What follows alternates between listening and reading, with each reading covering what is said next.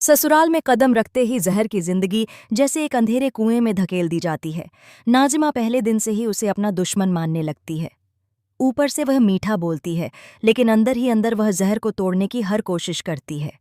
कभी उसे खाना समय पर नहीं दिया जाता, कभी घर के सारे काम अकेले करने को मजबूर किया जाता है। धीरे धीरे जहर की हिम्मत कमजोर होने लगती है, लेकिन उसकी आंखों में अभी भी कहीं न कहीं उम्मीद बाकी है। दूसरी तरफ ओपी साहिब माहिद का ब्रेन वॉश करने में लगी हुई हैं। वह बार बार माहिद को यही समझाती हैं कि जहर इस घर के लिए अपशकुन है। हर छोटी बड़ी बात का इल्ज़ाम जहर पर डाल दिया जाता है।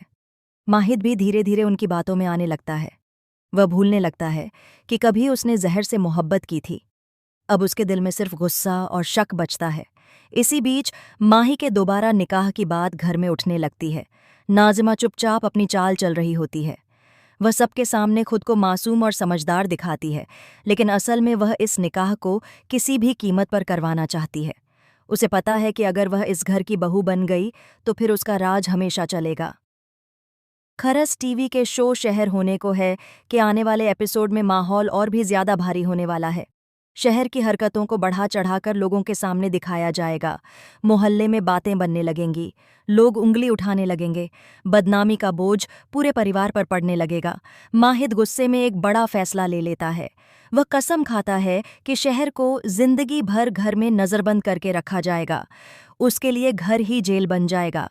शहर को कमरे में बंद रखा जाएगा, उससे किसी को मिलने नहीं दिया जाएगा। यहाँ तक कि उसका फ़ोन भी छीन लिया जाएगा। नाजिमा और फूफी भी इस मौके का पूरा फायदा उठाती हैं।